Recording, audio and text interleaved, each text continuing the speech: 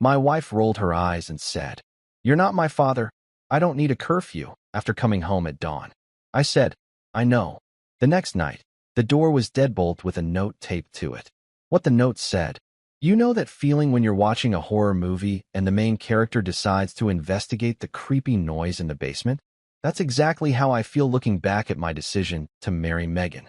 I'm Parker, 31 years old, and apparently dumb enough to think that love conquers all, including a complete inability to function like an actual adult human being. When I proposed to Megan 8 months ago, I genuinely believed I was getting a life partner. You know, someone who could split bills, remember to buy toilet paper before we're down to using coffee filters, and maybe, just maybe, understand that being married means something slightly more significant than having matching keychains. Instead, what I got was essentially a very attractive, 28-year-old roommate who seems to think that adult responsibilities begin and end with remembering to charge her iPhone before leaving the house. And honestly, half the time she fails at that too. I own our apartment. Let me repeat that for the people in the back. I own our apartment. And when she moved in, she promised she was completely done with what she called her party life phase. She said it with such conviction, like she was announcing her retirement from professional drinking or something. For about 3 glorious months, we were living like one of those insufferably perfect Pinterest couples. You know the type, cooking elaborate dinners together while wearing matching aprons, binge-watching entire Netflix series while sharing a bowl of homemade popcorn, talking about our real future with actual 5-year plans and retirement accounts. It was disgustingly wholesome, and I loved every second of it. But now, sweet Jesus, now I feel like I'm running a halfway house for one very confused adult who somehow got lost on her way to actual maturity. I wake up every morning feeling like a single dad who's been tasked with raising the world's most rebellious teenager. Except this teenager happens to share my bed and has a disturbing obsession with crop tops that cost more than my monthly utilities. The warning signs were there from the beginning, of course. My best friend Connor, who has the emotional intelligence of a brick wall, but occasionally drops wisdom like he's some sort of relationship prophet, tried to warn me. "Parker," he said, nursing his third beer while watching me scroll through engagement rings online, "don't marry someone who thinks Taco Tuesday is a personality trait." At the time, I laughed it off. I mean, who doesn't love tacos? But looking back now, Connor was speaking truth like some sort of drunken oracle. The man should write fortune cookies. The thing is, Megan really did seem different when we first started dating. She had this whole reformed party girl vibe going on that was actually pretty attractive. She'd tell me stories about her wild college days and her crazy early 20s like they were ancient history, something she'd outgrown like those terrible low-rise jeans everyone wore in 2005. "I'm so over all that," she'd say, wrinkling her nose like the mere thought of staying out past midnight gave her a hangover. "I want stability now. I want to build something real with someone." And I, like the hopeful romantic idiot that I apparently am, bought it completely. Hook, line, and sinker. I thought I'd found someone who'd gotten all the partying out of her system and was ready to be a genuine adult. Someone who understood that marriage isn't just an extended sleepover with someone you happen to find attractive. Someone who could handle basic life skills like knowing where we keep the spare keys or remembering that we agreed to split groceries 50-50. The decline started so gradually that I almost didn't notice it at first. It began with small things, leaving dishes in the sink for 3 days straight, forgetting to pay her half of the utilities, spending entire weekends in pajamas watching reality TV shows about people even more dysfunctional than us. I told myself it was just the comfort of being in a relationship, that natural settling-in period where you stop trying to impress each other every single day. But then the party invitations started rolling in again. "Oh, it's just Tessa's birthday," she'd say, applying makeup with the precision of a surgeon preparing for a 12-hour operation. "It's just one night." Then it was Jade's promotion party. Then it was some random Tuesday because Mercury was in retrograde, and apparently that calls for celebration. Before I knew it, reformed party girl had transformed back into woman who treats weeknights like their New Year's Eve. The worst part isn't even the partying itself. I mean, I'm not some uptight control freak who thinks fun is illegal after age 25. The worst part is the complete lack of communication or consideration. She'll announce she's going out like she's informing me about the weather, not asking if maybe we had plans or if I might want to spend time with my own wife. I'm meeting the girls at 8. She'll say, not, would it be okay if I went out tonight? Or do we have anything planned? And don't even get me started on the coming home situation. When I say she rolls in at ungodly hours, I mean she's stumbling through our front door when most people are having their first cup of coffee. I'll be lying in bed at 4 a.m., wide awake because I'm worried she might be dead in a ditch somewhere, and she'll burst through the door like she's staging a one-woman production of Drunk Shakespeare. The makeup situation alone is enough to traumatize a small village. We're talking full raccoon after a street fight vibes, mascara streaked across her face like abstract art. I've tried talking to her about it, of course. I'm not completely passive-aggressive, despite what my therapist might say. But every conversation feels like I'm speaking English, and she's responding in some foreign language where "I'm concerned about you" translates to "I'm trying to control your life, and can we compromise?" means "I hate fun and want you to be miserable."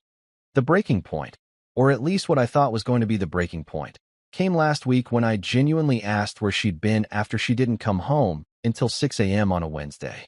A Wednesday? Who parties until dawn on a Wednesday? Apparently, my wife does.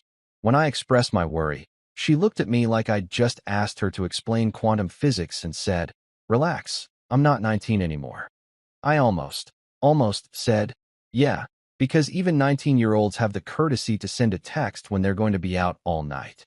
But I bit my tongue hard enough to draw blood because I'm still foolishly hoping we can work this out like actual adults. Even Mrs. Langley, our 70-something neighbor who waters her plants in a housecoat and has opinions about everything, has started making comments. Last Tuesday, she caught me checking the mail and asked, "Parker, dear, is your wife auditioning for a vampire movie? I only ever see her when the sun's coming up." Honestly, Mrs. Langley might be onto something. At this point, a vampire wife would actually be an improvement. At least vampires have legitimate reasons for their nocturnal schedules. So here I am, 31 years old, married to someone who seems determined to relive her college years while I'm over here trying to figure out if this is what the rest of my life is going to look like. Is this marriage, or am I running the world's most expensive daycare center for one very attractive adult child? Connor keeps telling me I need to lay down the law. But what does that even mean in a marriage? I can't ground my wife. I can't take away her car keys or dock her allowance. All I can do is sit here and watch while the woman I thought I knew transforms back into someone I'm not sure I even like, let alone love. But maybe, just maybe, I'm not as powerless in this situation as I think I am. You know how in zombie movies, there's always that moment when you think the monster is finally dead, and then, surprise, it comes back to life with a vengeance? That's exactly what happened with Megan's party face.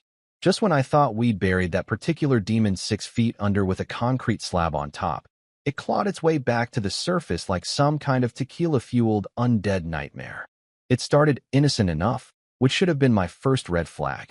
Nothing good ever starts with "it's just this one time" when it comes to women and their girlfriends.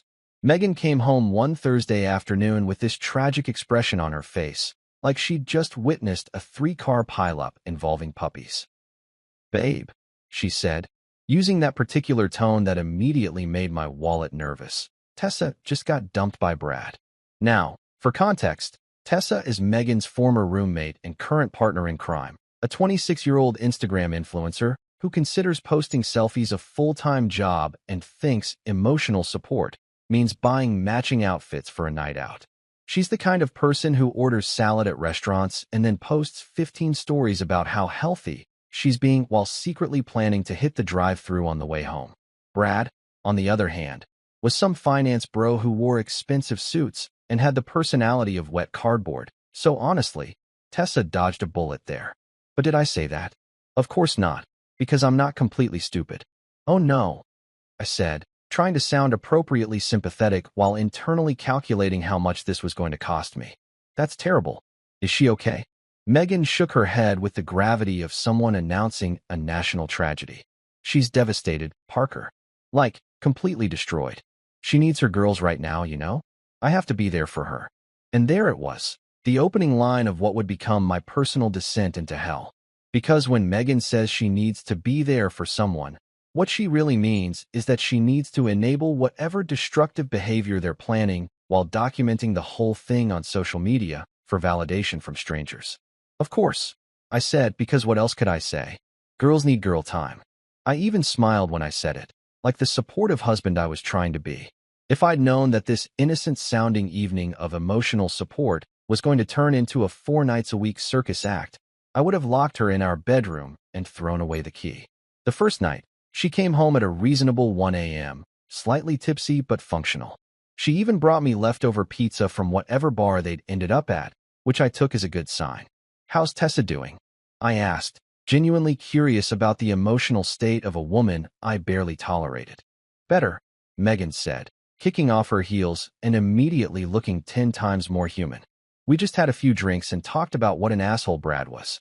She's going to be fine." I should have known better.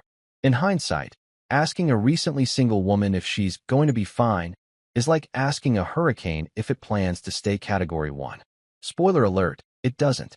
Night 2 was Tessa's rebound confidence boost, which apparently required matching leather pants and enough makeup to supply a small theater production. Megan came home at 2:30 a.m., mascara slightly smudged, but still coherent enough to give me a play-by-play of how many guys had bought Tessa drinks. "She's totally getting her groove back," Megan announced proudly, like she was a life coach who'd just helped someone discover fire.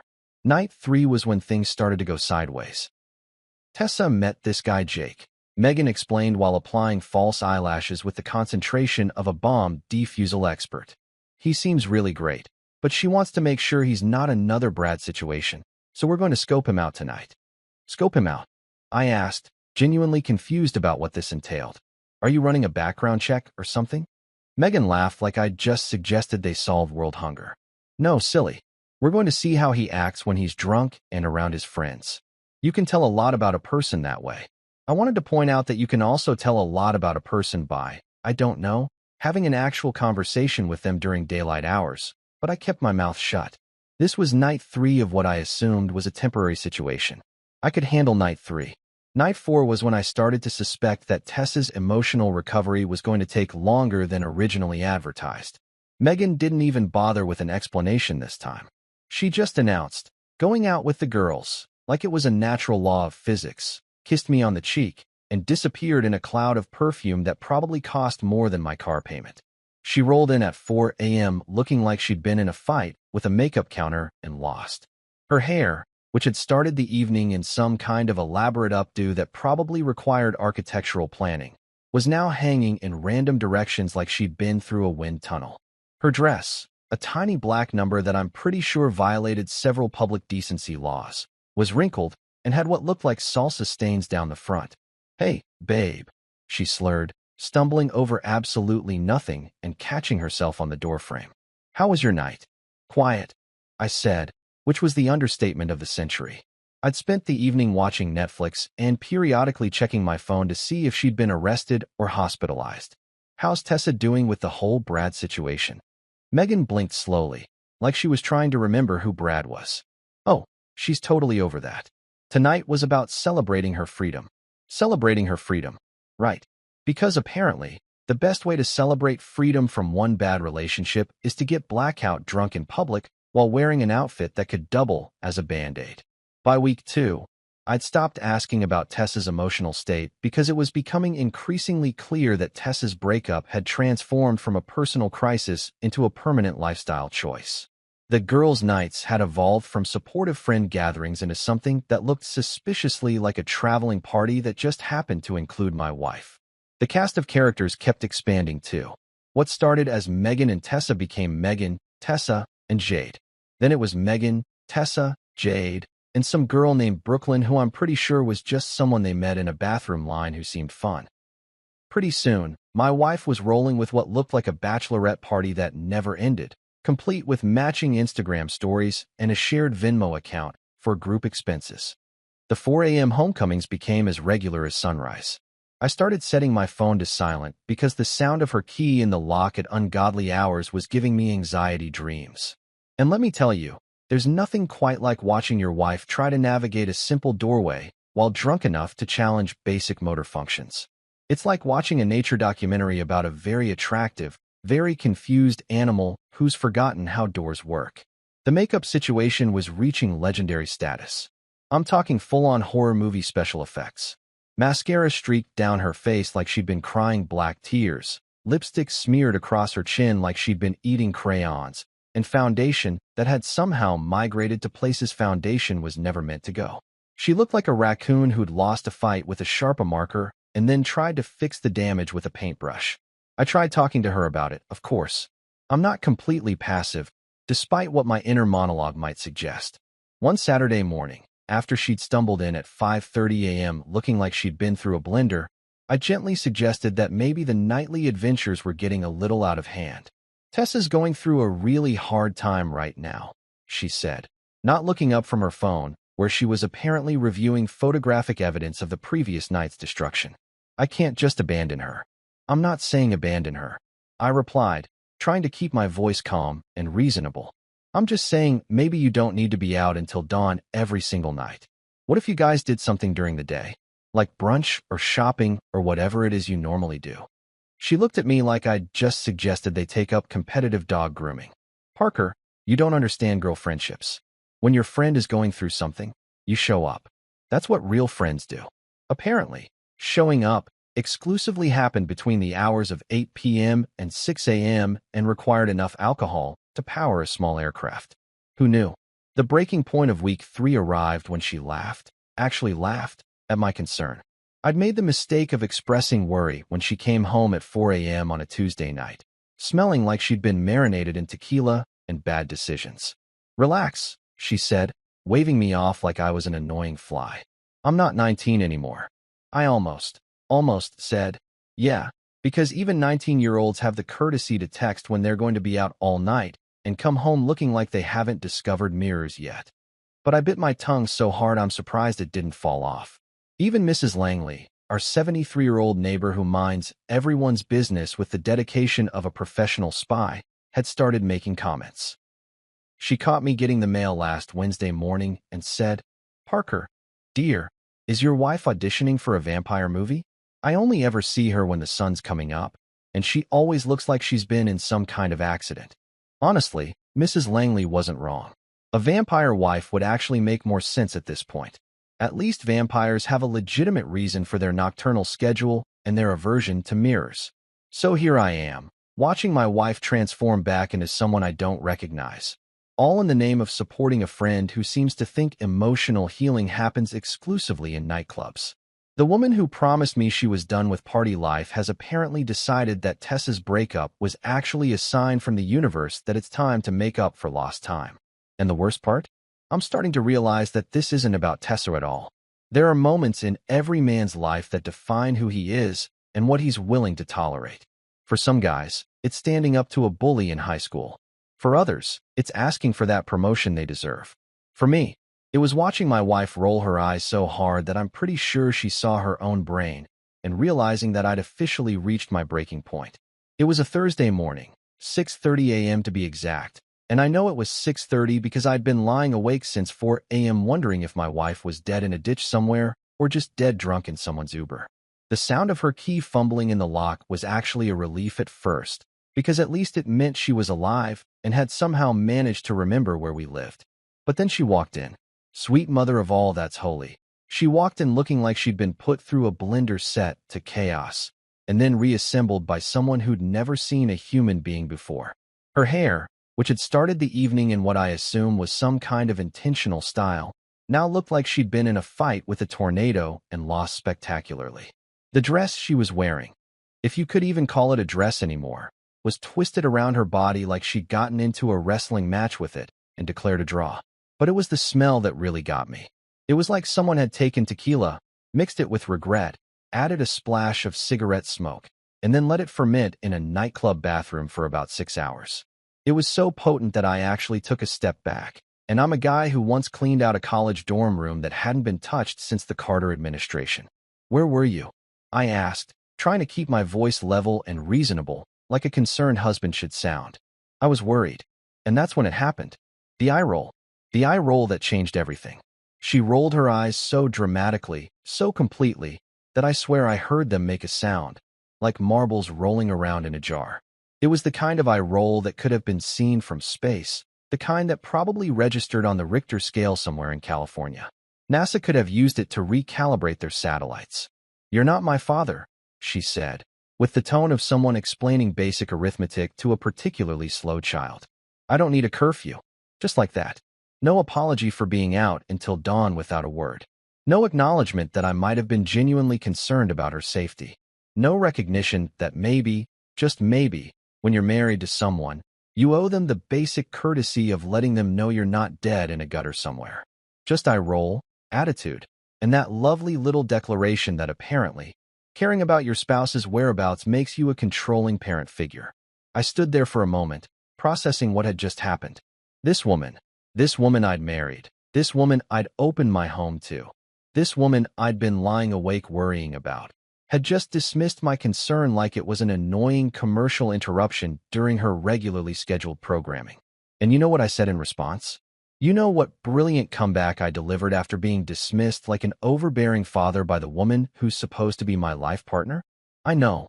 That's it. 2 words. I know. She blinked at me, clearly expecting some kind of argument or lecture or dramatic confrontation. When none came, she seemed almost disappointed, like I'd ruined some grand performance she'd been rehearsing during her Uber ride home. "Good," she said, like she'd just won some major victory. "I'm glad we understand each other." Then she stumbled off to the bathroom, presumably to begin the lengthy process of removing whatever remained of her makeup and trying to piece together how she'd ended up looking like a reject from a zombie movie audition. I stood in our living room, my living room, in my apartment, and had what I can only describe as a moment of perfect clarity. It was like someone had suddenly turned on all the lights in a room I'd been stumbling around in the dark. She thought she'd won that argument. She genuinely believed that her little declaration of independence had put me in my place and established the ground rules for our relationship moving forward. She thought, "I know," meant, "You're right. I should stop caring about where you go and when you come home and whether you're safe." What she didn't realize, what she couldn't possibly have realized, was that "I know" actually meant something completely different. It meant, "I know you're not my daughter, which is why I'm about to treat you like the adult you claim to be." Because here's the thing about being an adult. Adults face consequences for their choices. Adults don't get to live consequence-free lives while someone else provides them with shelter, stability, and endless patience. Adults certainly don't get to treat the people who care about them like annoying obstacles to their personal fun time.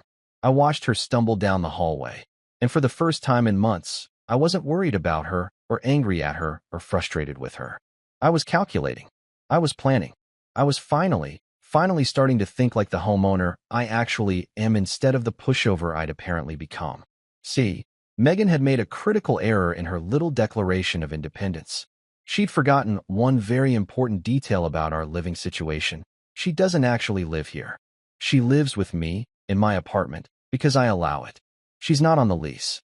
Her name isn't on any of the utility bills. She's not even on the insurance policy.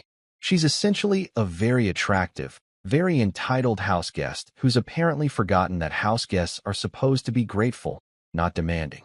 As I stood there listening to her crash around in the bathroom like a drunk rhinoceros, I started mentally reviewing our financial arrangement. She'd been contributing what she called her share of expenses, but when I really thought about it, her share was laughably inadequate. She'd Venmo me money with descriptions like pizza money and Netflix contribution and utilities maybe? Like she was doing me some kind of favor by occasionally remembering to help pay for the Wi-Fi she used to post Instagram stories about her nightly adventures. She wasn't paying rent, not real rent. She was essentially covering groceries and maybe a third of the actual cost of running a household, while I covered the mortgage, the insurance, the property taxes, and every major expense that came with actually being responsible for a place to live. And in return for my generosity, I got attitude, eye rolls, and the privilege of lying awake at night wondering if my wife was going to make it home alive. What a bargain. I walked over to my desk and pulled out my laptop. If Megan wanted to be treated like an independent adult who didn't answer to anyone, then maybe it was time she experienced what independence actually looked like. Maybe it was time she learned the difference between being someone's wife and being someone's roommate who occasionally sleeps in their bed. I started researching deadbolts. Now, I want to be clear here. I'm not a vindictive person by nature. I don't usually plot elaborate schemes or plan dramatic confrontations. I'm more of a let's talk this out like reasonable adults kind of guy. But apparently, reasonable adults don't roll their eyes at genuine concern and declare themselves immune to basic relationship courtesy. So if Megan wanted to act like she was single, if she wanted to come and go as she pleased without any consideration for the person who'd opened his home and heart to her, then maybe she should actually be single. The more I researched security hardware, the more the plan crystallized in my mind. It wasn't about revenge, exactly. It was about natural consequences. She'd made it very clear that she didn't want to be accountable to anyone, that she didn't want anyone questioning her choices or expressing concern about her behavior. Fine, I could work with that. By the time she emerged from the bathroom looking slightly more human, but still smelling like she'd bathed in regret, I was already pricing out installation costs and delivery time frames. She didn't even look at me as she passed through the living room on her way to bed. Just walked right past me like I was a piece of furniture, climbed into our bed, and passed out fully clothed on top of the comforter. I sat at my desk until the sun came up, making lists and checking prices and planning what would either be the most brilliant or most catastrophic decision of my married life. But you know what? For the first time in months, I felt like I was actually in control of something. And that feeling, that sense of having options instead of just accepting whatever chaos got thrown my way, was intoxicating. Megan thought she'd won our little confrontation with her eye roll and her declaration of independence. She had no idea that she'd actually just lost the war. Saturday night rolled around like the opening act of a really twisted comedy show, and I was more prepared than I'd been for anything in my entire adult life. While Megan was upstairs getting ready for what I assumed would be another installment in her ongoing series titled, How to Disappoint Your Husband While Looking Really Hot Doing It, I was downstairs having what Connor would later describe as either a genius moment or a complete psychological breakdown. She came downstairs at 7:30 wearing what I can only describe as strategic fabric placement masquerading as clothing. The miniskirt was so short that it barely qualified as a belt, and the crop top showed more skin than most people reveal at their annual physical. She looked like she was auditioning for a music video where the theme was recently divorced and making questionable choices. Going out with the girls, she announced cheerfully, like she was informing me about the weather rather than abandoning her husband for the 5th night this week. She grabbed her purse, a tiny thing that could maybe hold a credit card and some lip gloss, and headed for the door. Have fun, I said, and I meant it, because what she didn't know was that I was about to have more fun than I'd had since our honeymoon. The moment her Uber pulled away, I was in full-on mission mode. See, while she'd been spending the last 3 weeks rediscovering her inner party animal, I'd been doing something far more productive. I'd been planning. And not just casual, maybe I should do something about this, planning, but full-scale strategic planning with backup plans and contingency strategies. Connor had stopped by earlier that afternoon to witness what he would later describe to everyone as the most beautiful act of petty revenge in modern history. He found me in my kitchen, surrounded by Home Depot bags like some kind of suburban warrior preparing for battle. Bro, he said, staring at the array of security hardware spread across my counter. You're really about to home alone your wife. Yep, I replied, holding up a deadbolt that looked like it could stop a small tank. Except instead of burglars, it's just one drunk woman with a purse full of bad choices. Connor picked up the chain lock I'd bought as backup security and whistled appreciatively. This is either the most brilliant thing you've ever done, or you're going to end up as the crazy husband story she tells at parties for the next 10 years. Worth the risk, I said, because honestly, at this point I was so far past caring about being the villain in someone else's story that I'd bought a cape and everything. The plan was beautiful in its simplicity. Step 1. Wait for her to leave for her weekly tour of every bar in a 20-mile radius.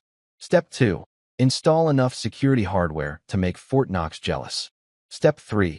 Craft a note that would make Shakespeare weep with joy. Step 4. Disappear to Connor's place and watch the chaos unfold via Ring camera like it was my own personal Netflix series. I'd spent weeks perfecting every detail. The deadbolt was top of the line, the kind they use in fancy apartment buildings where people actually respect lease agreements. The chain lock was military grade, not because I needed military grade security, but because I'm petty enough to want her to understand exactly how locked out she was going to be. But the real masterpiece was the note. I'd written and rewritten it 17 times, perfecting every word until it achieved the perfect balance of professional courtesy and devastating dismissal. It was printed on good paper, none of that cheap copy machine nonsense, and I'd even considered having it laminated for durability, but that seemed like overkill.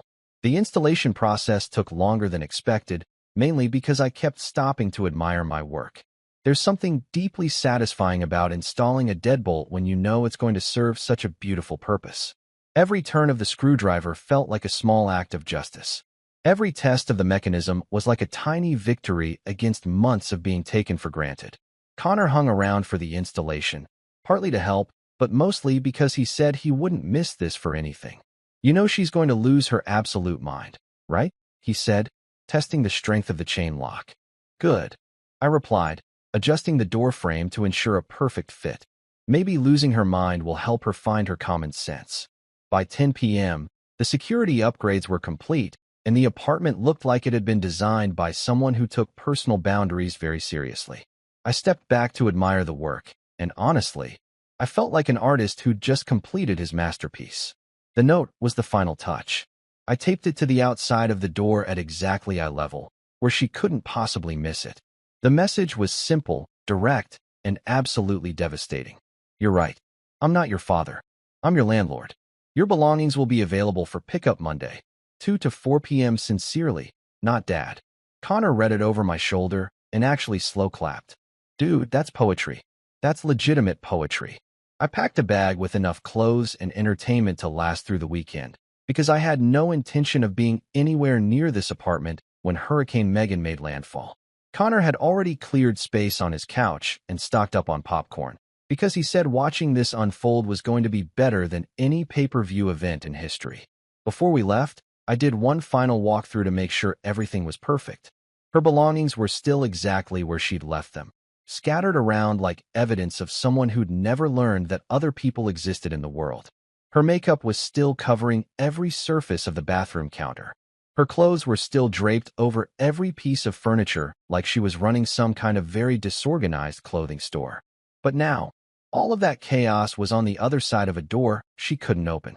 And honestly, the symbolism was so perfect it made my heart sing. We made it to Connor's place by 11 p.m., and I immediately pulled up the Ring app on my phone. The camera had a perfect view of the front door, which meant I was going to have a front row seat to what Connor was already calling the Great Lockout of 2025. What time do you think she'll show up? Connor asked, settling in with a beer and a bag of chips like we were watching the Super Bowl.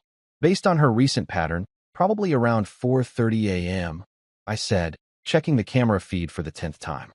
She's remarkably consistent in her inconsistency. We spent the next few hours playing video games and periodically checking the door cam.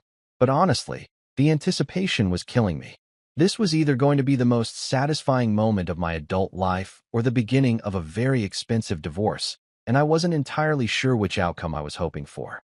Around 2 a.m., Connor passed out on his recliner, but I was wide awake, running on pure adrenaline and righteous indignation. I kept imagining different scenarios for how this was going to play out. Would she cry? Would she scream? Would she call the police? Would she finally understand that actions have consequences? At 3:47 a.m., my phone buzzed with a motion alert from the Ring camera. I immediately opened the app, and there she was, my wife, stumbling up to our front door in all her drunken glory, about to discover that the rules of the game had officially changed. I watched her fumble with her keys for a solid 30 seconds before she found the right one. Then came the moment I'd been waiting for, the moment when she tried to turn the key and realized it wasn't working. The confusion on her face was absolutely priceless. She tried the key again, then checked to make sure she was at the right door, then tried the key a third time like maybe the lock was just being shy. That's when she noticed the note. I watched her read it once, then twice, then a third time with her mouth hanging open like she was trying to catch flies. Even through the grainy security camera footage, I could see the exact moment when the words sank in. Then came the knocking. Not polite knocking, aggressive, demanding knocking like she was trying to wake the dead or summon a demon. The kind of knocking that probably had Mrs. Langley calling building security to report a disturbance. When the knocking didn't work, she moved on to pounding. Full fist, two-handed pounding like she was trying to break down the door with sheer force of will and determination. It was the kind of performance that would have been impressive if it weren't so completely futile. Connor woke up to the sound of my laughter and immediately grabbed his phone to watch the show. Holy shit, Parker, she's losing it. She's completely losing it. And she was. She was pounding on that door like it owed her money, occasionally stopping to read the note again as if the words might have changed while she wasn't looking. At one point, she actually tried to peek through the peephole from the outside, which is not how peepholes work, but drunk logic has its own special rules. The text started coming at 4:45 a.m. First, the angry ones. Open the door right now. And this isn't funny, Parker. Then came the crying ones. Please, baby, I'm sorry, please let me in. Then back to angry. You can't do this to me. But my personal favorite was the one that came at 5:12 a.m. I'm calling my mom. I actually laughed out loud at that one. She was 28 years old, locked out of her husband's apartment because she couldn't be bothered to treat him with basic respect, and her first instinct was to call mommy. It was so perfectly ridiculous that I almost felt bad for her. Almost. By 6 a.m., she'd given up and stumbled away, presumably to impose on one of her party friends for emergency shelter. The camera showed her walking away with her shoulders slumped in defeat, clutching her tiny purse like it was the only thing keeping her tethered to reality. Connor looked at me with something approaching awe. Bro, that was the most beautiful thing I've ever witnessed. That was art. And you know what? He was right. It was art. It was the art of natural consequences, beautifully executed. If Netflix ever decides to create a reality show called Drunk People versus Basic Home Security, I've got their pilot episode right here on my Ring doorbell footage. What I captured at 4:30 a.m. on Monday morning was pure cinematic gold, the kind of content that would make America's funniest home videos weep with joy and probably win me an Emmy for Best Documentary Short about marital consequences. Connor and I had been camped out in his living room since midnight, laptops open, energy drinks at the ready, waiting for what we'd started calling the knock show to begin. I'd synced my Ring doorbell app to both our phones, and we'd been refreshing it obsessively like we were waiting for concert tickets to go on sale.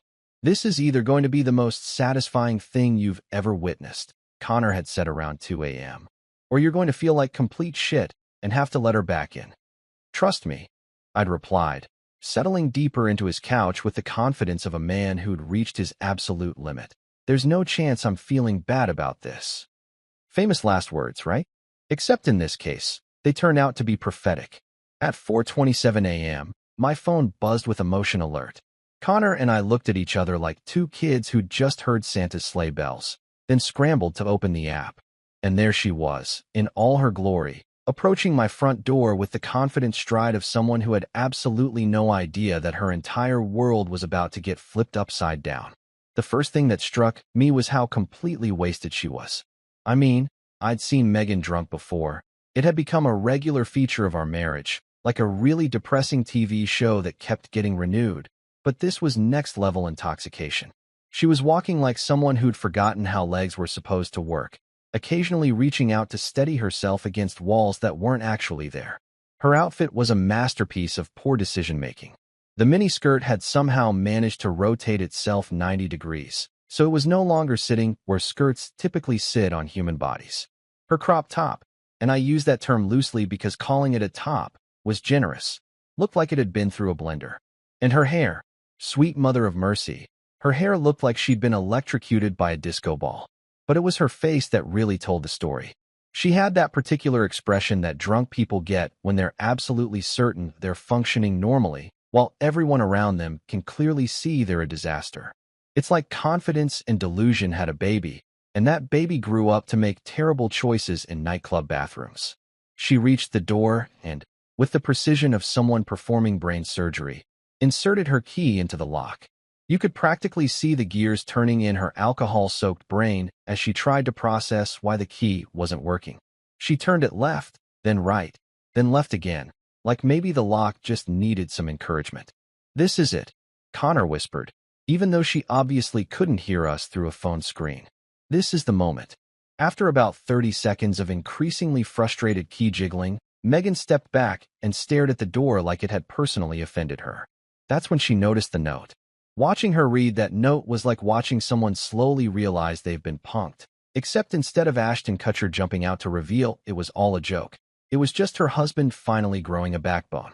She held the envelope close to her face, squinting at her name written in my careful handwriting. Then she tore it open with the dedication of someone opening lottery results. I could literally see her lips moving as she read the words. You're right. I'm not your father. I'm your landlord. Your belongings will be available for pickup Monday, 2 to 4 p.m. Sincerely, not Dad.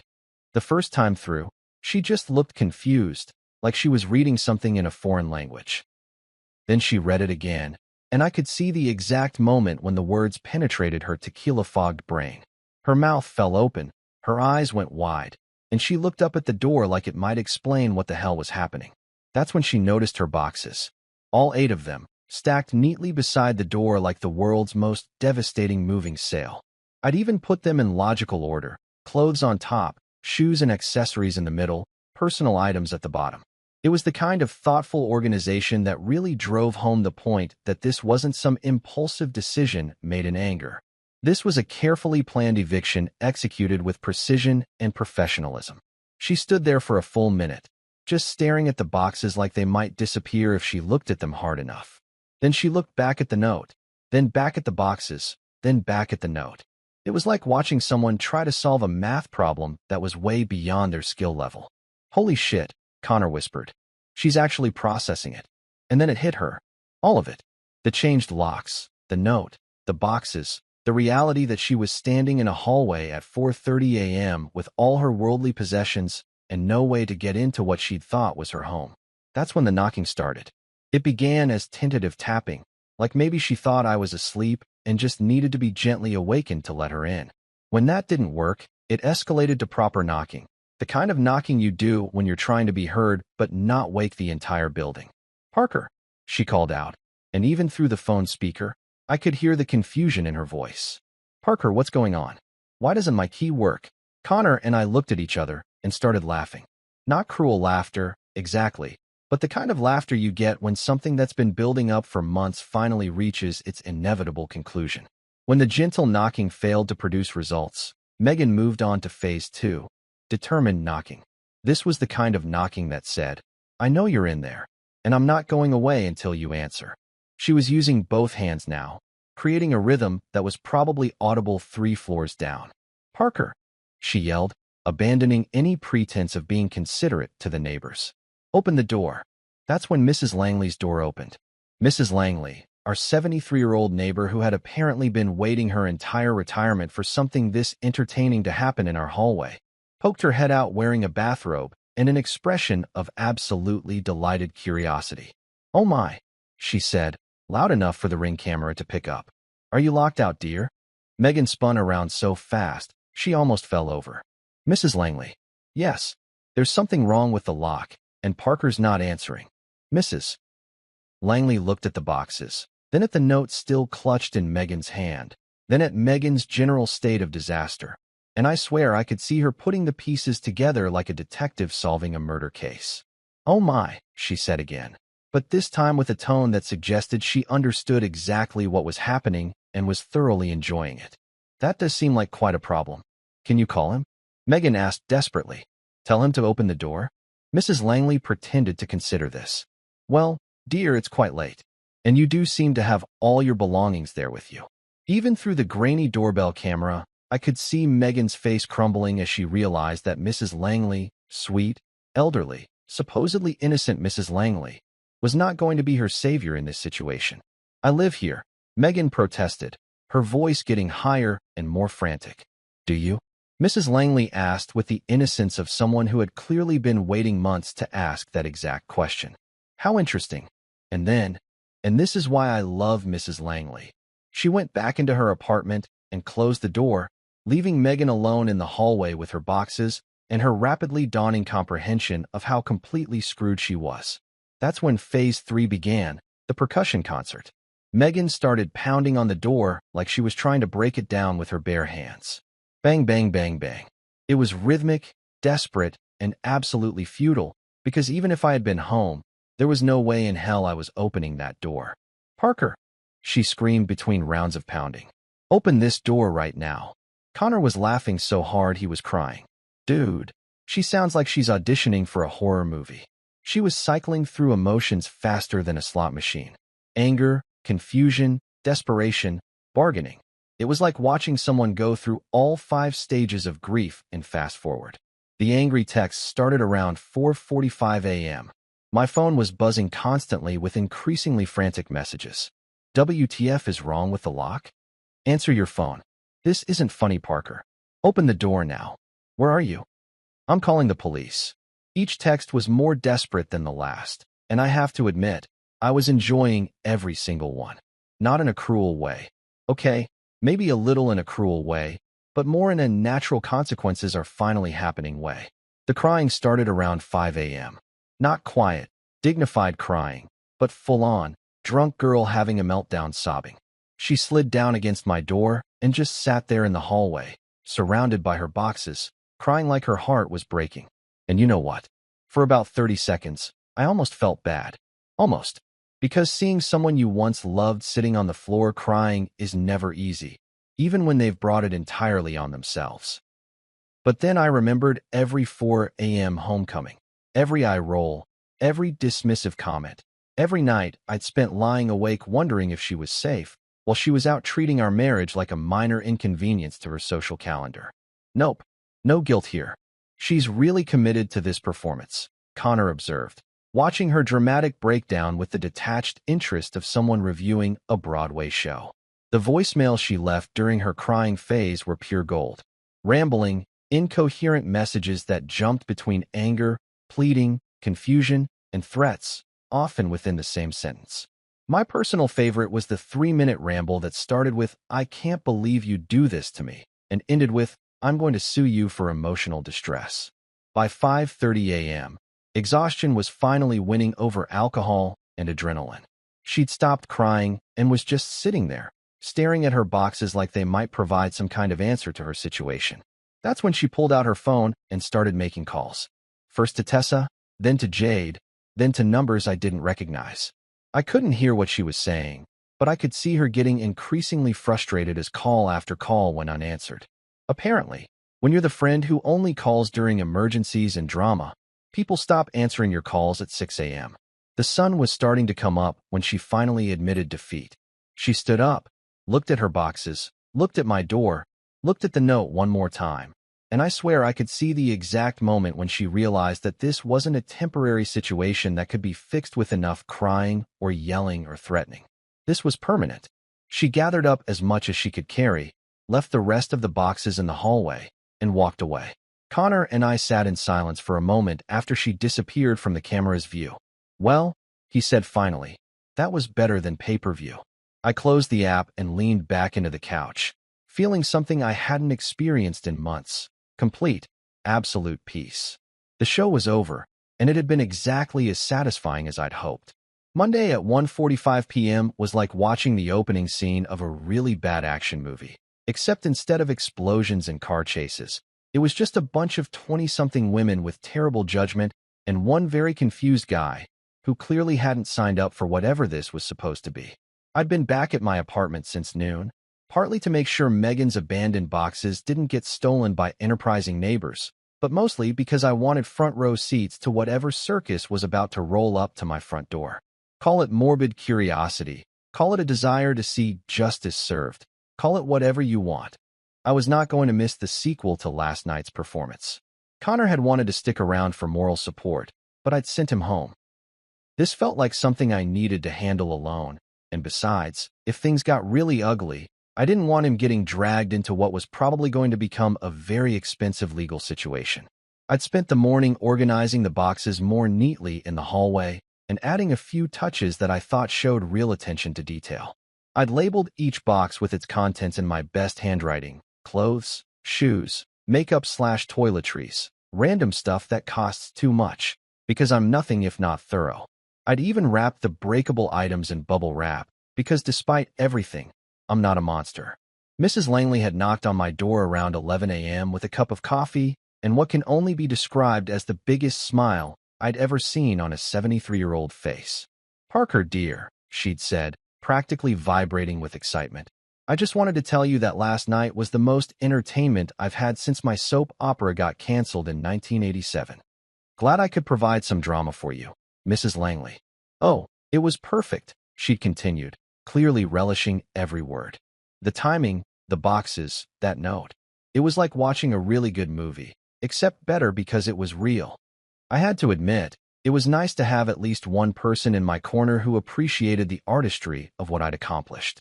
At exactly 1:45, my Ring camera alerted me to motion in the hallway, and when I checked the feed, I knew immediately that this wasn't going to be a quiet, dignified pickup of personal belongings. This was going to be a full-scale intervention, complete with backup dancers and a support crew. Megan had brought the entire squad. First through the door was Tessa, looking like she'd rolled out of bed and into the first outfit she could find. Her hair was in what I generously assumed was supposed to be a messy bun, but looked more like she'd been struck by lightning. She was wearing oversized sunglasses indoors, which either meant she was dealing with a massive hangover or she thought this was going to be some kind of covert operation. Behind her came Jade, who at least looked like she'd made an effort to appear presentable, probably because she was the designated responsible one of the group. She was carrying what looked like a legal notepad, which was either really good planning or a really bad sign. Then there was some random dude I'd never seen before who looked like he spent more time at the gym than he did reading books. He was wearing a tank top that showed off arms that could probably bench press my car, and he had that particular expression that meatheads get when they think they're about to solve a problem with their muscles instead of their brains. But the real surprise was the phone clutched in Megan's hand with a familiar face on the FaceTime screen. Karen, Megan's mother, who was apparently attending this intervention remotely from what looked like her kitchen in Ohio. "There's my apartment," Megan announced to her mobile audience, gesturing dramatically at my door like she was hosting a house tour. "And there's all my stuff that Parker just threw out like garbage." I watched through the peephole as she directed her phone camera toward the neatly organized, carefully labeled boxes that I'd spent an hour arranging that morning. Calling them thrown out like garbage was not only inaccurate, it was personally insulting to my organizational skills. "This is completely inappropriate." Karen's voice shrieked from the phone speaker, loud enough that I could hear her clearly through the door. "Young man, if you can hear me, this behavior is unacceptable." Random muscle guy, who I mentally started calling RMG because I couldn't be bothered to learn his actual name, stepped forward and knocked on the door like he was announcing the arrival of the police. "Yo, Parker," he called out in a voice that suggested he'd never encountered a problem that couldn't be solved with protein powder and aggressive posturing. "Open up, man. Let's talk about this like adults." I almost laughed out loud. Let's talk about this like adults. That was rich, coming from someone who'd apparently been recruited as muscle for a domestic dispute involving people he'd probably met 5 minutes ago. I opened the door but kept the chain lock engaged, creating just enough space to see out while maintaining my fortress-like security. The effect was immediate and dramatic. 5 faces turned toward me with expressions ranging from outright hostility to Karen's pixelated indignation on the phone screen. "Let me in my apartment," Megan demanded, her voice hitting a pitch that probably caused dogs 3 blocks away to start howling. "Correction," I said, using my most pleasant customer service voice, "my apartment." That's when Karen lost it completely. "Young man," she screeched from the phone, her face so close to the camera that I could see her nose hairs. "This is completely inappropriate. You cannot just throw my daughter out on the street." I smiled at the phone, which seemed to make Karen even angrier. "Ma'am, with all due respect, your daughter wasn't thrown out on the street. Her belongings are right there, neatly packed and clearly labeled. She's welcome to take them anywhere she'd like." Tessa jumped in with all the legal knowledge that someone who'd never been to law school could muster. "This is illegal. You can't just change the locks without notice. She has tenant rights." "Does she?" I asked, genuinely curious about what kind of legal expertise I was dealing with. "What's the lease agreement? Who's the landlord? What's the monthly rent amount?" The silence that followed was beautiful. It was the sound of people who'd showed up for a fight realizing they'd brought feelings to a facts battle. Jade consulted her notepad like it might contain the answer to life itself. "She pays you money every month." "She does," I agreed. "Would you like to see the Venmo transaction history?" I pulled out my phone and started scrolling through months of payments from Megan. "Here we go. March 15th, pizza money. March 28th, Netflix and chill, lol. April 3rd. Utilities maybe? April 18th. Wine fund. Should I keep going? Even RMG was starting to look confused. This clearly wasn't the narrative he'd been sold when he'd been recruited for this mission. Those are rent payments. Megan protested, but even she didn't sound convinced. Are they? I asked. Because my mortgage company requires actual rent payments to have things like consistent amounts and formal receipts. These look more like a roommate contributing to party supplies. Karen's voice came through the phone again, but now she sounded less certain. Megan, what exactly was your living arrangement? There was a pause that lasted just long enough for everyone to realize that Megan had maybe not been entirely honest about the nature of our housing situation. RMG, bless his protein-addled heart, decided this was the moment to step up and be the hero nobody had asked for. Look, bro, he said, puffing out his chest like a peacock with anger management issues. Just let her grab her stuff from inside, and we'll be out of your hair. Her stuff is right there, I pointed out, gesturing to the boxes. I spent considerable time making sure everything was packed properly and nothing was damaged. I even used bubble wrap. What about her other stuff? Tessa demanded. Her furniture, her decorations, her. What furniture? I interrupted. What decorations? She moved in with 2 suitcases and a collection of crop tops. Everything in that apartment belonged to me before she arrived, and it still belongs to me now. This was clearly not the information they'd been working with. I could see them recalculating their entire strategy in real time. Jade tried a different approach. Okay, but you're married. Doesn't that give her some legal right to be here? Does it? I asked. Because last time I checked, marriage doesn't automatically grant someone ownership rights to property that was purchased and is owned entirely by their spouse. But hey, I'm not a lawyer. Are any of you lawyers? More silence. RMG was starting to look like he was regretting his life choices. This is ridiculous, Megan said, but her voice had lost most of its fight. I live here. We're married. You lived here, I corrected gently. Past tense.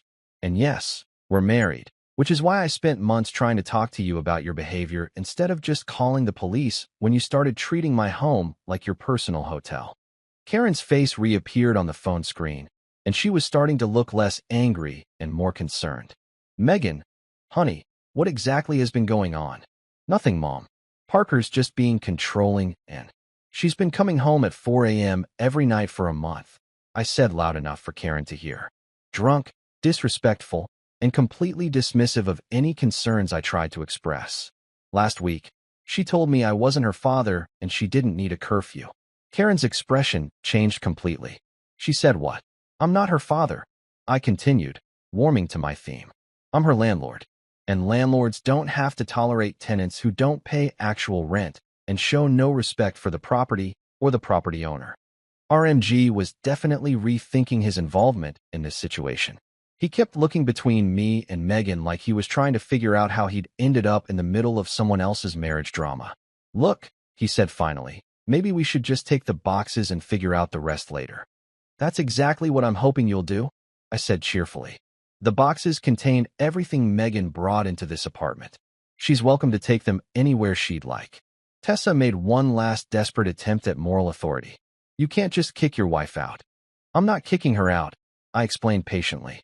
I'm declining to continue housing someone who's made it clear they don't want to be accountable to anyone for their actions.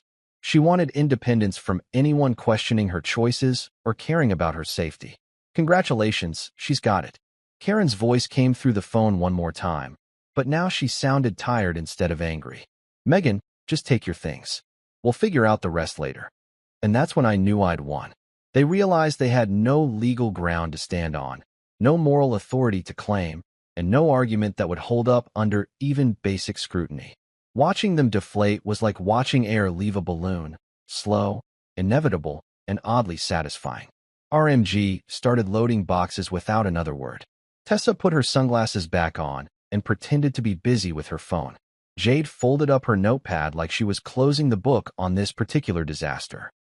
Megan looked at me one last time, and for a moment, I thought she might actually apologize or acknowledge that maybe, just maybe, she'd contributed to this situation. Instead, she said, "This isn't over, Parker." "Yes," I replied, smiling as I closed the door, "it really is." The sound of the deadbolt clicking into place was the most beautiful sound I'd heard in months. Tuesday morning started like most mornings should, with coffee that I actually got to finish while it was still hot, in my own apartment, without someone stumbling through the door smelling like they'd been marinated in regret and tequila. It was peaceful, quiet, almost suspiciously normal. That should have been my first clue that Megan was planning to escalate this situation from a simple eviction to whatever fresh hell she'd cooked up during her night of homelessness and wounded pride. The knock came at 9:30 a.m., and it had that particular official quality that immediately makes you wonder what you've done wrong and how much it's going to cost you. When I looked through the peephole, I saw two police officers standing in my hallway, looking like they'd rather be anywhere else dealing with anything else. My first thought was that something terrible had happened to Megan, and despite everything, my stomach dropped. My second thought was that she'd probably called them herself, which meant this was about to become either very expensive or very embarrassing. I opened the door to find Officer Martinez and Officer Chun, both of whom looked like they'd drawn the short straw for domestic dispute duty that morning. "Mr. Parker Thompson?" Officer Martinez asked, consulting a notepad that probably contained whatever story Megan had spun about her tragic eviction. "That's me," I said, trying to project the calm confidence of someone who hadn't just changed his locks to keep his wife out. "We've received a complaint about a possible illegal eviction," Officer Chin explained. "Your wife claims you've locked her out of her residence without proper notice." I had to give Megan credit. Calling the cops was actually a pretty smart escalation. Too bad for her that I'd spent the last 3 days researching tenant law and had all my documentation ready to go. "Officers," I said, stepping back to let them into my apartment, "I'd be happy to clear this up for you. Would you like to see the property deed?" The look they exchanged was priceless. Apparently, most illegal eviction calls don't begin with the accused party cheerfully offering to provide legal documentation of ownership. I pulled out the folder I'd prepared specifically for this moment, because yes, I'm that kind of prepared, and handed Officer Martinez my deed, mortgage papers, and property tax receipts. As you can see, I'm the sole owner of this apartment. I purchased it in 2019, 3 years before I even met Megan. Officer Chun was looking around the apartment like he was cataloging evidence. "And your wife's living situation?" "She moved in 8 months ago after we got married," I explained. "No lease agreement, no formal rental arrangement, no tenant protections under state law. But she was paying rent." Officer Martinez asked, still working from whatever information Megan had provided. "That's where it gets interesting," I said, pulling out my phone. "She made regular Venmo payments, but let me show you how she categorized them."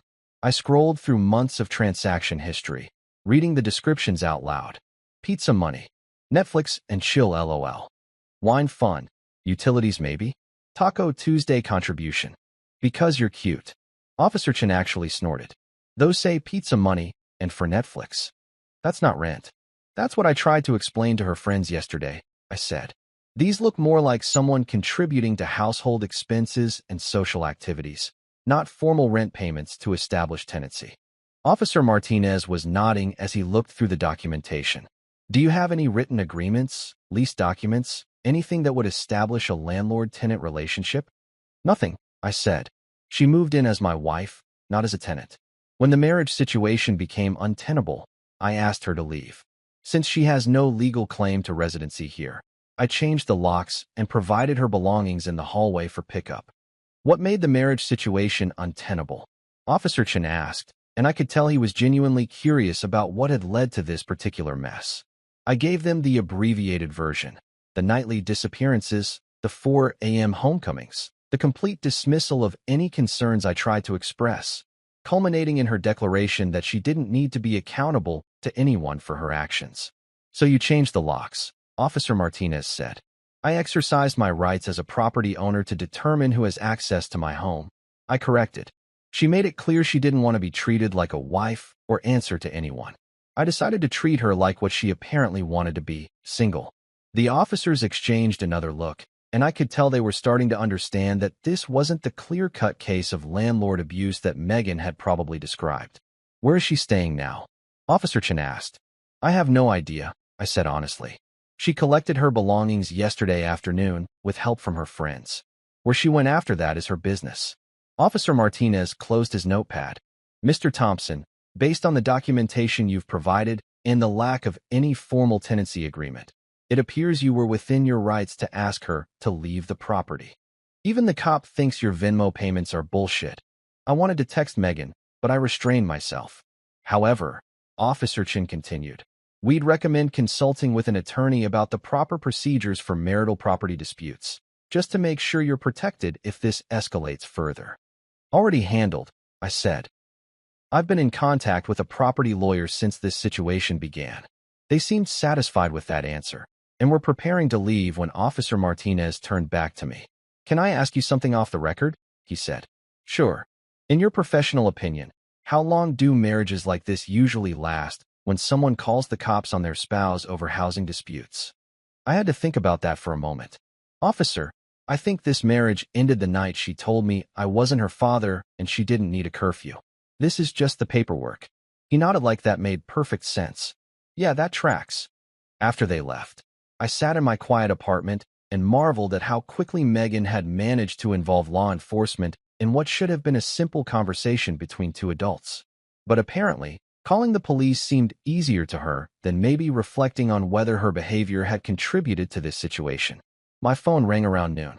Unknown local number. Parker Thompson? The voice was female, professional, and slightly annoyed. Speaking.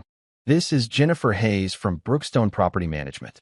We've received a complaint that you're operating an unauthorized short-term rental in one of our units. It took me a second to process what she was saying. I'm sorry, what? We had someone call this morning claiming that you're running an Airbnb out of your apartment without proper permits or approval from the building management. I started laughing. I couldn't help it. Let me guess. The caller was a woman named Megan. I can't provide details about who made the complaint, but we take these allegations seriously. Unauthorized commercial activity violates your lease agreement and building policies. Ms. Hayes, I said, still chuckling, I'm not running an Airbnb. I changed my locks yesterday to prevent my estranged wife from continuing to use my apartment as her personal hotel. Would you like me to email you the Ring doorbell footage of her trying to break in at 4:30 a.m. on Monday? There was a pause. You have footage? Oh, I have footage. I also have documentation of her irregular payments to me, which she categorized as things like pizza money and wine fund. I can send you everything. Please do, she said, and now she sounded more amused than annoyed. Send it to my email, and we'll review the complaint. I spent the next hour putting together what I started calling the Megan evidence package. Ring footage, Venmo screenshots, text message threads, the works. It was like creating a documentary about the decline of a marriage, except instead of being sad, it was mostly just embarrassing for her. Miss Hayes called me back 2 hours later. Mr. Thompson, I've reviewed your documentation, and we're going to be adding your wife to our building's banned visitor list. That footage of her pounding on doors and screaming at 4 a.m. violates our noise ordinances and disturbing the peace policies. You're banning her from the building? Effective immediately. If she attempts to enter the building again, we'll call the police for trespassing. I had to sit down. Karma wasn't just working, it was working overtime with performance bonuses. Ms. Hayes, I have to ask, how often do you get complaints about unauthorized Airbnbs that turn out to be marriage disputes? You'd be surprised, she said. But this is the first one where the evidence package was this thorough. Good work on the documentation. I spent the rest of Tuesday marveling at how spectacularly Megan's attempts to cause problems for me had backfired. She'd called the cops, who confirmed I'd done nothing illegal. She'd reported me to building management, who ended up banning her from the property. At this rate, she was going to accidentally get herself arrested for harassment while trying to prove I was the problem. Karma really does work faster than Amazon Prime. Wednesday morning brought what I can only describe as the legal equivalent of a toddler throwing a tantrum in the toy store. Loud, embarrassing for everyone involved, and ultimately ineffective at getting the desired result. I was enjoying my second cup of coffee in blissful silence when my phone buzzed with a text from a number I didn't recognize. The message was formatted like it was carved in stone by Moses himself, complete with formal letterhead copied and pasted from what was probably a very expensive Microsoft Word template. Mr. Thompson, this is Thomas Garrett, attorney at law, representing Mrs. Megan Thompson in the matter of her illegal eviction from marital property. You have 24 hours to restore her access to the residence or face legal action for violation of tenant rights and marital property law. This is your final notice." I stared at the text for a full minute, trying to process the sheer audacity of what I was looking at. Megan had escalated from calling the cops to hiring a lawyer, except instead of hiring someone competent, she'd apparently found someone who thought intimidation via text message was a valid legal strategy. My first instinct was to panic, because let's face it, getting threats from lawyers, even lawyers who text like teenagers, is never a good start to your day. My second instinct was to call Lauren, my ex from college who'd gone to law school and now worked in property law, primarily because she was the only lawyer I knew who wouldn't charge me $300 just to read a threatening text message. "Lauren," I said when she picked up on the second ring, "I need a favor." "Parker? Holy shit, how long has it been? 2 years? 3? Something like that. Listen, I'm in a weird situation and I need someone to tell me if I'm about to get sued into oblivion or if this is just someone blowing smoke up my ass." "Ooh, legal drama. I love legal drama. Send me whatever you've got." I forwarded her the text from Thomas Garrett, attorney at law, along with a brief summary of my situation. Then I waited, sipping my coffee and trying not to imagine myself living in a cardboard box because my estranged wife had found a lawyer who specialized in ruining people's lives. Lauren called me back 15 minutes later, and she was laughing so hard she could barely speak. "Oh my God," she wheezed between bursts of laughter. "Oh my God, Parker. Tom Garrett?" She hired Tom Garrett. "You know him?" "Know him? Honey, Tom Garrett is like the ambulance-chasing legend of this city. This man has sued grocery stores for having wet floors, fast food places for making coffee too hot, and apartment complexes for not having enough parking spaces. He's basically a living meme in the legal community." That was not what I was expecting to hear. So should I be worried? About Tom? She was still giggling. The man advertises on bus benches with the slogan, "Big money for big problems." His office is above a nail salon, and his biggest victory was getting someone a $50 settlement from a gas station that ran out of their favorite flavor of slushie. I felt my shoulders relax for the first time since I'd gotten the text. So this is Tom Garrett desperately needing rent money and your wife being stupid enough to give it to him. Hold on, let me look up his recent cases. I could hear her typing furiously in the background, occasionally making little "oh no" sounds that suggested she was finding exactly what she expected to find. Okay, so in the last 6 months, Tom has filed 17 lawsuits. He's lost 14 of them. 2 were dismissed for being frivolous, and 1 is still pending because the other party hasn't bothered to respond yet. His success rate is literally worse than random chance. And he's representing my wife. He's representing whoever pays his retainer fee, which I'm guessing is about $500 and a promise to split any settlement money. Parker, this man once tried to sue a McDonald's because they forgot to include napkins with his order. I started laughing despite myself. So what do? Nothing. Well, not nothing. Let me write him a letter. A real letter from a real law firm, explaining why his client has no legal standing and why continuing to harass you could constitute frivolous litigation. That should shut him up. You do that? Are you kidding? I've been waiting for an excuse to professionally humiliate Tom Garrett for years. This is like Christmas morning for me. Lauren's letter arrived in my email inbox 2 hours later, and it was a thing of beauty. 3 pages of legal language that essentially boiled down to, "Your client has no case. You have no leg to stand on. And if you continue this nonsense, we'll make sure everyone knows how badly you've embarrassed yourself." It was written on official letterhead from her firm.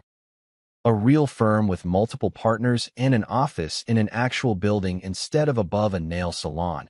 And it referenced about 15 different property law cases that apparently made Tom's position legally indefensible. I especially like the part where you cite the Johnson versus Martinez precedent. I told her after I'd read through it twice. That's my favorite too.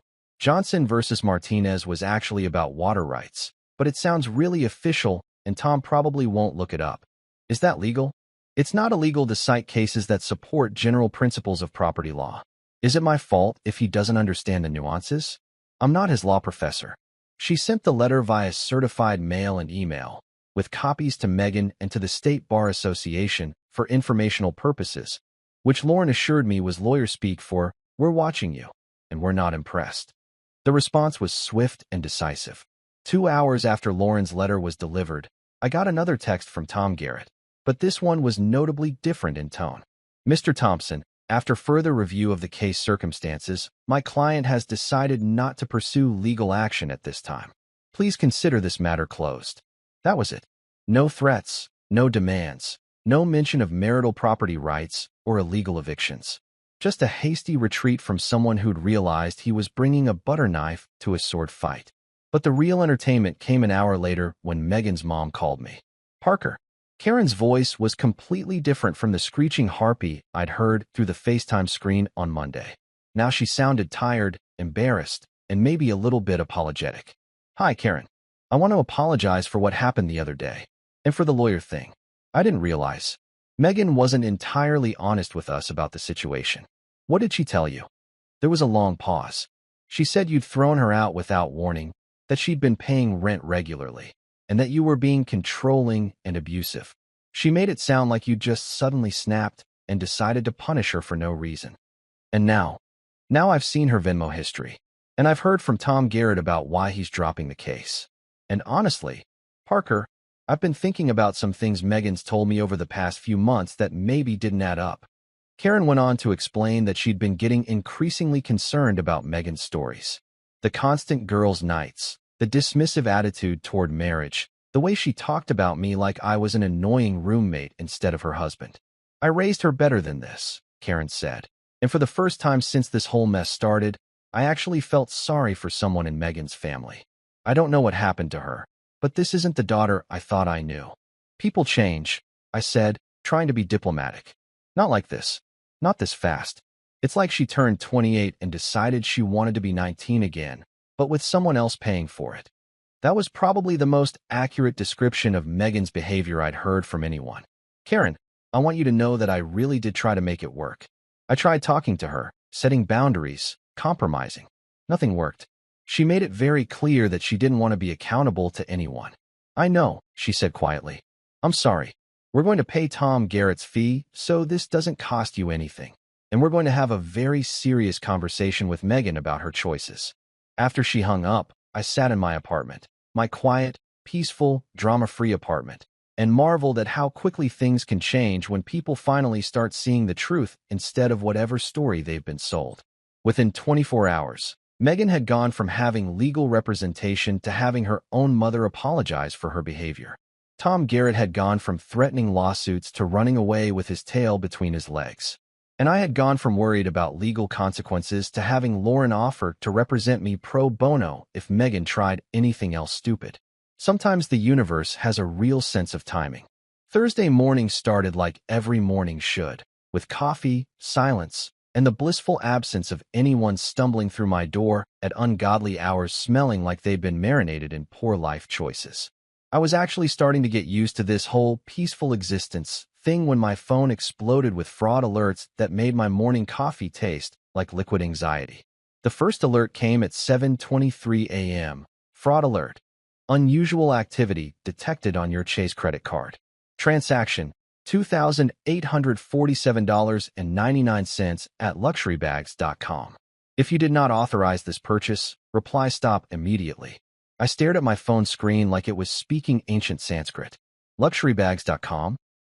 I hadn't bought a luxury bag in my entire life. I wasn't even entirely sure what constituted a luxury bag versus a regular bag that just happened to cost more than my car payment. Before I could fully process the first alert, my phone buzzed again. And again. And again. Fraud alert. $1,299.99 at designershose.net. Fraud alert. $3,456.78 at eliteaccessories.com. Fraud alert. $987.65 at premiumhandbags.net. By the time the alert stopped coming, I was looking at over $8,000 in unauthorized purchases, all made within a 6-hour window, all from websites that specialized in overpriced accessories for people who apparently had more money than sense.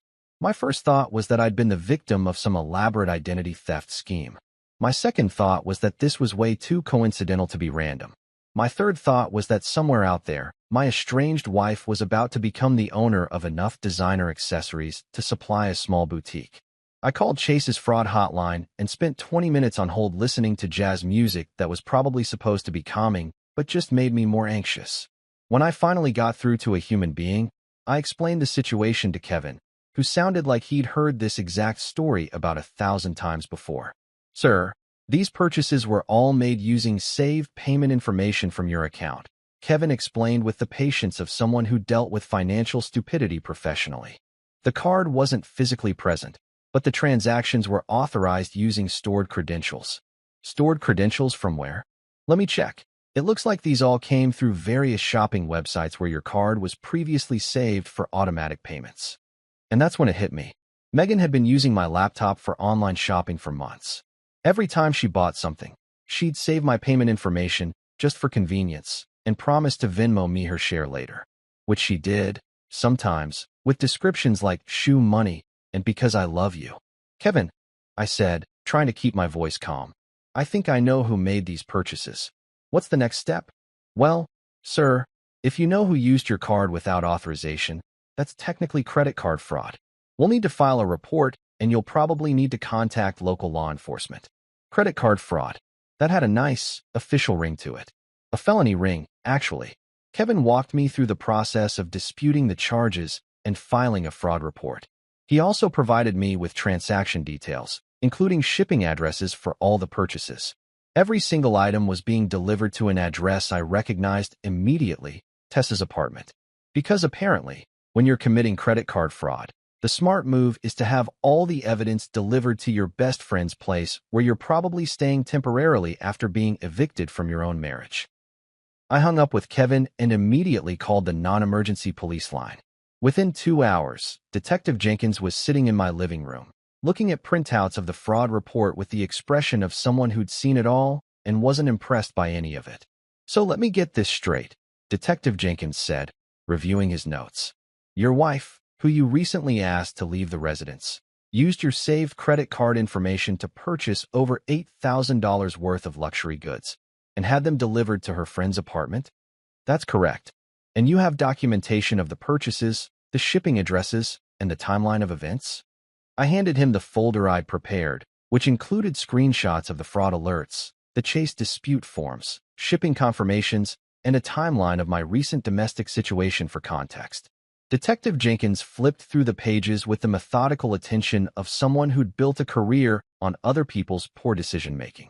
Mr. Thompson, I have to ask, is your wife particularly smart? I used to think so, I said honestly.